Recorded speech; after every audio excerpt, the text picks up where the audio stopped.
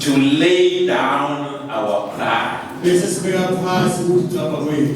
our plans, and our will for His will.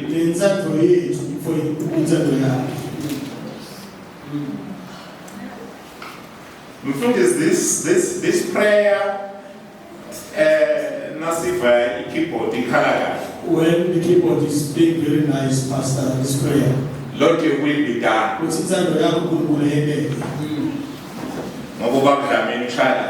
Because Mr. Nabin is the best keyboardist. And we miss the context. Because that prayer, it says, I surrender everything. Take charge of everything in my life. Even when I don't understand. But let my plans, let my will, let everything be aside. And let your plans take charge. Many are plans in the men's heart. But those peoples always prevail. Sometimes, dog, we rebuke the plan of God because we don't have an understanding of what God is doing in our life. See that? And we come here and we say, "Brother, join me, I'm fighting with the self." You don't know whether that is the will of God. Yes. May God help us to be able to understand His will. Number 2, Romans chapter 5 verse 8. God's love is unconditional. If you can read for us quickly. Romans chapter 5 verse 8. But God demonstrated His own love towards us, in that while we were still sinners, Christ died for us. While we were sinners, Christ. Oh, yes. I can add that in your household, sometimes people love you because you can do certain things for them, including your own children.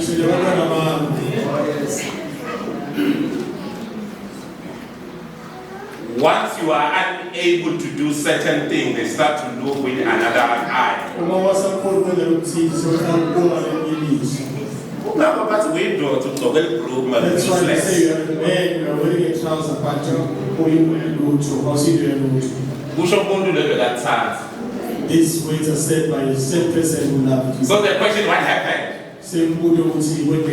The answer is that love. It was conditional. Yes. But Jesus' love is unconditional. He did not wait for us to be perfect. Yes. I'm a living testimony. I should have died. I think you know my story. I should have died. That was thing that other people. That dead now. But I'm still here. Why? Because He loved me and my mistakes were. He loves you with your mistakes. He loves you with your shortcomings. If it was performance based,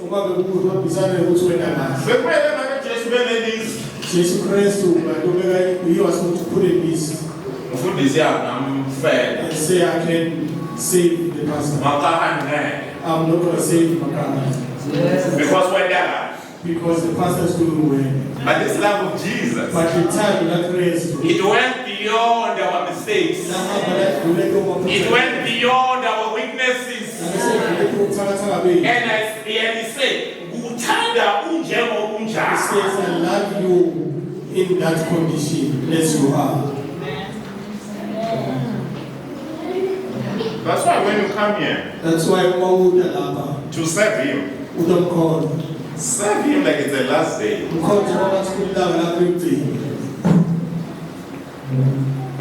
I'm Chavez, you're Kuluma Vela, who's an Indian at Place Team. We are going to gossip about you, Mom Child, that you are not seeing well in the choir. But it's not about us. It's about you serving the Master that loved you. Amen. There's nothing that we can do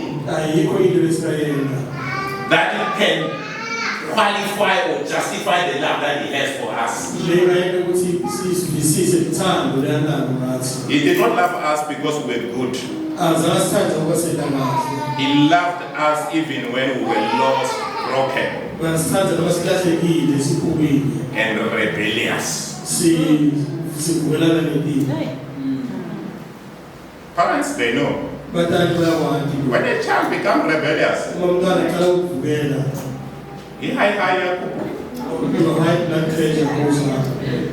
you go to hospital and they admitted because of the rebellious child that is in your household. And you start to question yourself, question your parenting skills, and questioning a lot of things. As you become attached to the child, please remember that Jesus loved you. Even when you were rebellious, disobedient to His way, but He continuously loved you. Hallelujah. That's what made His love so amazing. You can't end it. You can't end it. It is given. Why it is given? Because it's not performance based. It is based on His character. In His character. What is character? His love.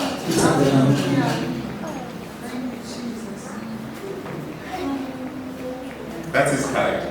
So it doesn't matter what you do. If you look what's happening around, I love you because you can do 1, 2, 3, 4, 5. But God's love is Lindo here. She has a phrase that I love. She loves to use the phrase that says period. And she has the issues closed. God loves you. Period. When God just loves you. Period. Hallelujah. When you fail, His love remains. When you drift away, His love pursues. When you fall, it lifts you up. If this is the kind of love that God has for us, why are we withholding the same life for us, the same love for others?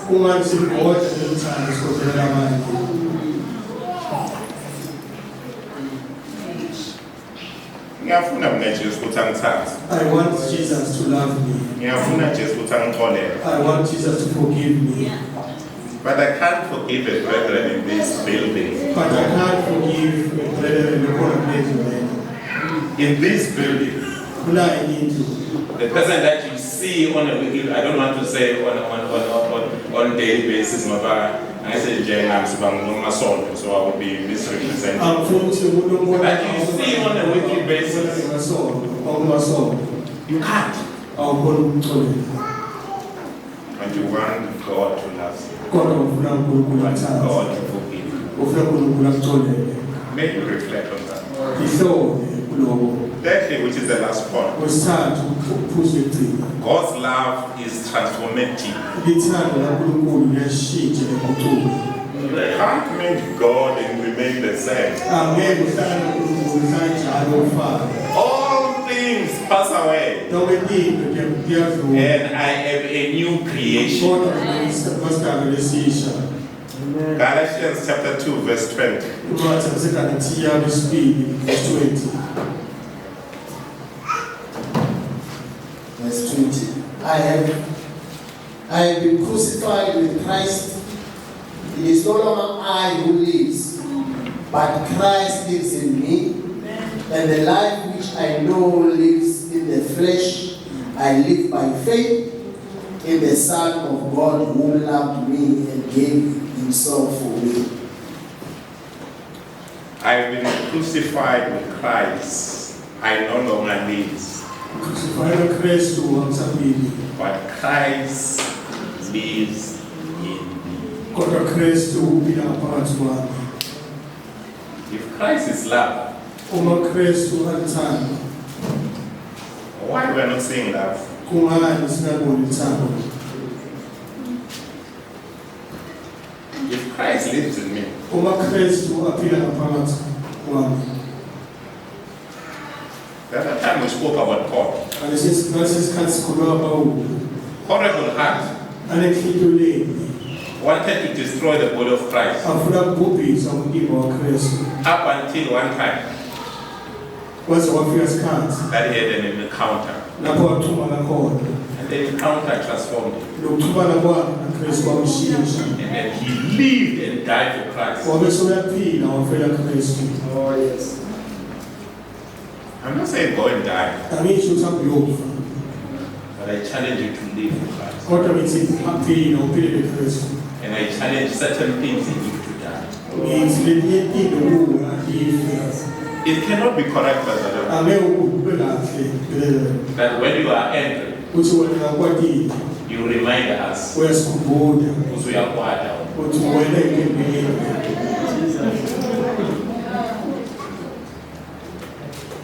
Cannot. Angeke ube kahle. But maybe that is quiet. But maybe we don't get angry in this church. But that's another. Mfundisi imbe bazalwane. Pastor, all between brethren.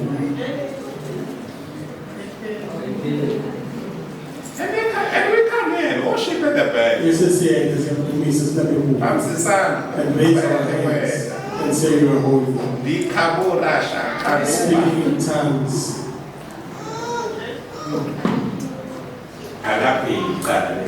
But our war is not over. You sit, you observe. Siyahlala bese siyabonga. You look their heart, their mamkhaji. I'm making it happen.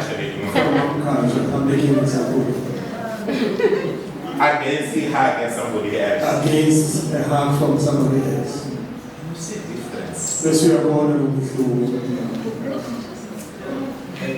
I'm not a prophet, Angisiyo so I can't prophesy. angeke prophesy. Or I can't go back and check what happened. Angeke kulobile ukuba ngitshela ukuthi kunengeni. But you say God may help us. Sasikhuluma asincede. Hallelujah. When we encounter the love of God, Uma sixhumana nethando laNkulunkulu. as I've said, you cannot remain the same. Njengoba ngishilo ukuthi angeke uhlale njalo ufana. His love changes our hearts, Ithando lakhe lishintshe inhliziyo lethu. our desires, Nekuthi sikufunayo. and our identity, Nekuthi singubani. including our purpose. Ngisho nenjongo yethu. I've heard stories Ngivele ukukhuluma ezinjalo. where one went and go and study Lapho umuntu wahambile wayofunda. to be a medical doctor. Afundzela kuba ngudokotela. When he comes back Uma sekabuye. and serve for a little bit as a doctor, Wasebenza isikhashana ngudokotela. then have an encounter with God. Wabe nexhumana noNkulunkulu. Then he said, this is not what I'm called for. Wathi akusiyele lempilo yona. I hamba vele school and go and study. And he went back esikolweni eyofunda. Because once you meet God, your true identity, your true purpose, hallelujah. When we accept Him, His life becomes ours. His Spirit fills us. His love flows through us. Jesus can leave His throne and Jesus can come down just to show people that He loves them while we're here. On the practical side of it. While you are here and say you are saved, washed by the blood of Jesus.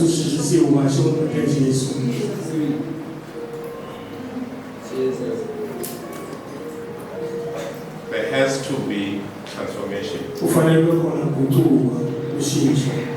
The same love that saved us is the same love that empowers us.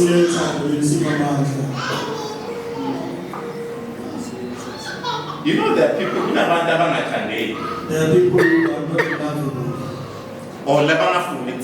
or doesn't want to be loved. But we are expected to love them and show them love.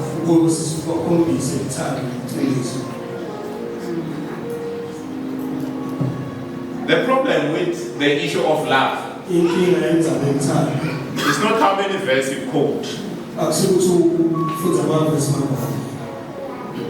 It's not how many verses can I quote. It's for me to put in the love of God in action.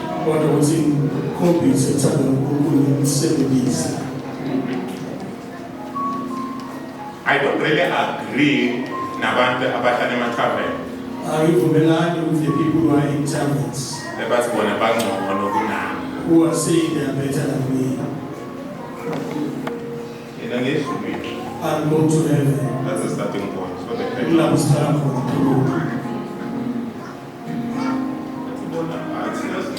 they say we are better. We can beat each other now. Beat each other now. But after that,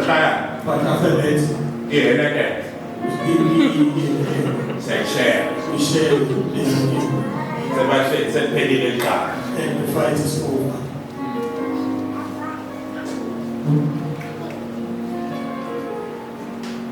No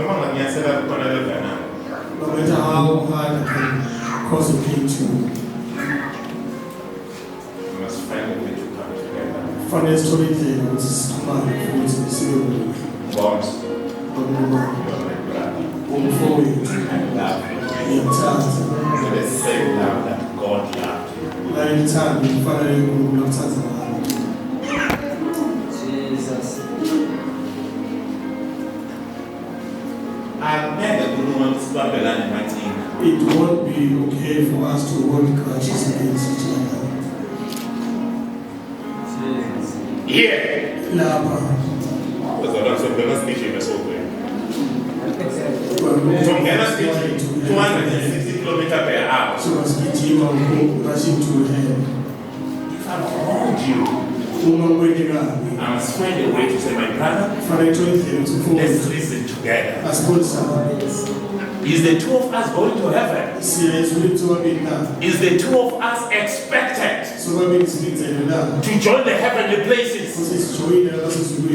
And say, worthy, worthy, worthy. With the issues that we have, is our praise and our worship going to be acceptable?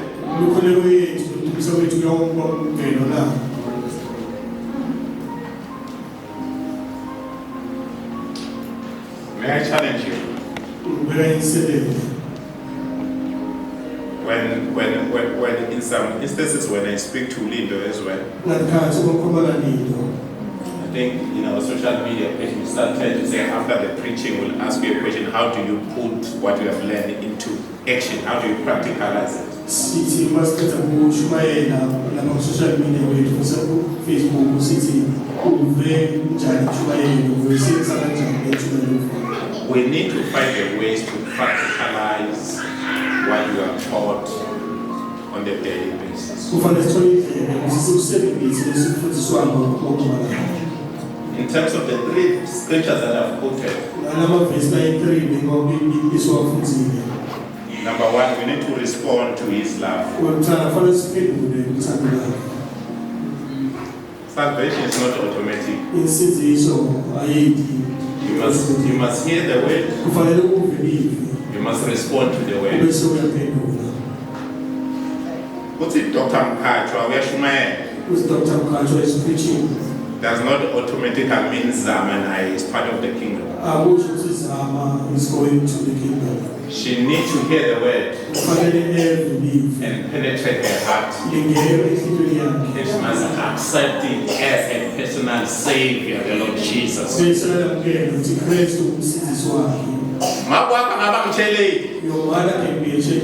But if you have not accepted Him personally,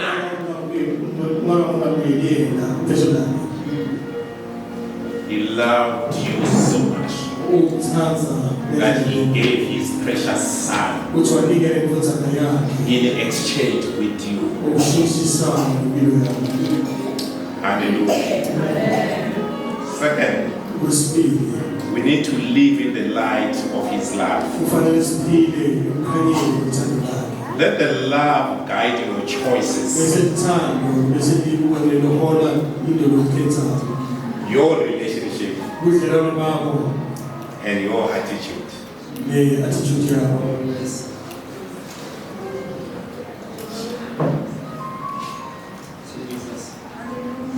Can I throw something? I want to say something about the past. You can't love God and have a horrible attitude.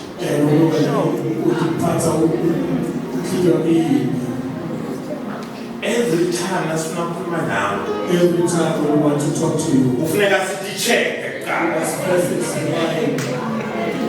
ourselves.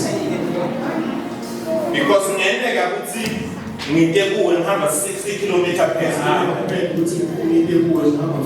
Ngijike nga 300.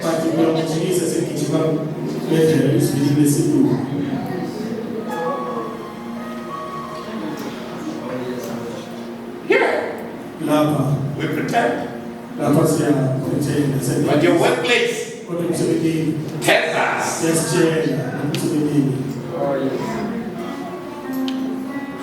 I don't from this. If the person can be sick, they will ask, Pastor, this is your member. Attitude. Yeah, attitude here too. Hallelujah. We must love for others as He loved us. For instance, we love them with patience, humility, and forgiveness. These 3 things. Like that. If you hold them, it's override. You'll be okay. Thirdly, Constante. Share His love with the world. Can you be just an instrument of love? Just be an instrument of love. You know that people who are preaching.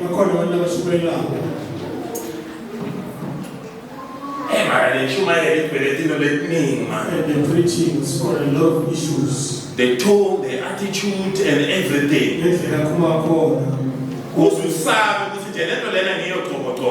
Become scared is telling the truth. There's no love there. There's nothing. There's zero. Speak kind. And be always willing to serve.